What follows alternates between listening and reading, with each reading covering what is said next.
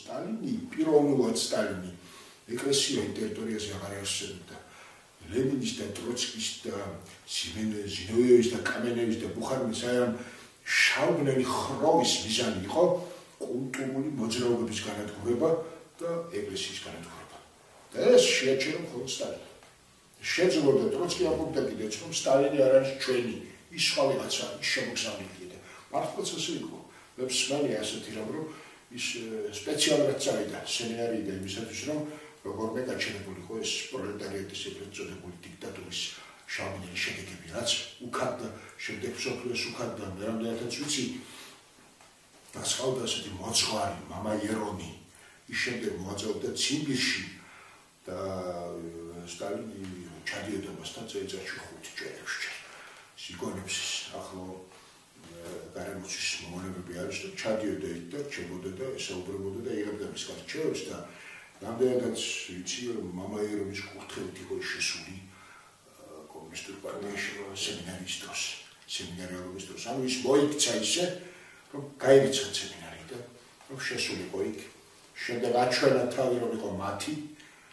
და ბოლომდე დაარწმუნა როს გაირიცხა ალბათ იმიტომ რომ ეჭვი არ მოყოლოდა ბოლომდე დაარწმუნა და შემდეგ მოიქცა სათავეში რომ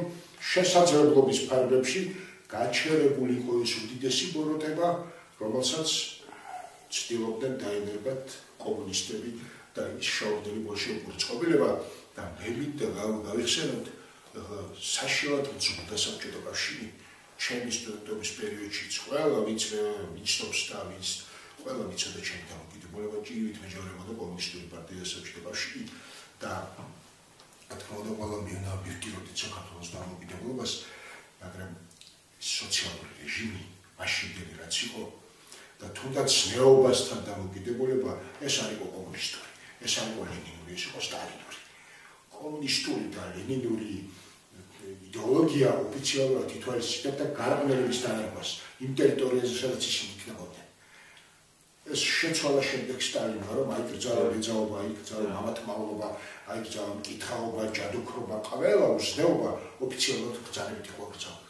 მამა შეგიძლია თქვა თუ არა ცალსახად რომ სტალინი იყო მორწმუნე მართლმადიდებელი შეგიძლია თუ არა ცალსახად თქვა რომ სტალინი იყო მორწმუნე მართლმადიდებელი რა თქმა უნდა სტალინი მე შეხვედრილი ვარ ჩემს ბავშვობაში ერთ ქალბატონს მე მაშინ ლენინის სიკვდილზე მოიაზრებდი სტალინის და ჭირის დღესავით მეჯავრებოდა ამური სახელის გახსენება შემდეგ როდესაც მივხვდი და როდესაც გავიაზრე მაშინ კი შევინანე რომ ეს ასე არ ყოფილა და ყველა უნდა კარგად გაიაზროს ეს მოვლენა ეს სულიერი მოვლენა ეს არ არის მხოლოდ ფაქტობრივი ეს ფაქტოლოგია არ არის მხოლოდ მე ვიცნობდი ასეთ ქალბატონს თამარა პარფიანოვას იგი ცხოვრობდა თბილისში ლარიონის 19-ში და ამ მოხუცმა ქალბატონმა მიაბოვა სტალინის შესახებ რომელიც ოჯახით იყო მასთან ახლოს ჩემს ბავშვობაშიო ესე იგებდა ხოლმე ძიასოსოს თავშებრობდით ხოლმე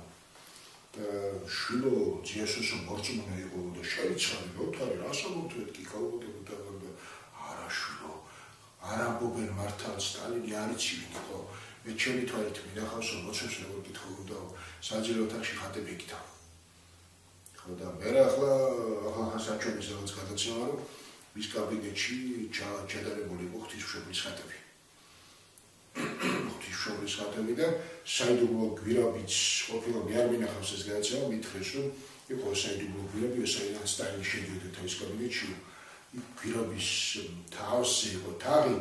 და ამ თაღზე იყო რაღაც გამონანესი და დაინტერესდა თურმე გამოხსნეს და ნახეს ყაზანის ღვთისმშობლის ხატი რომელიც ღვთისმშობლის ხატი რომლის ქვეშაც გადიოდა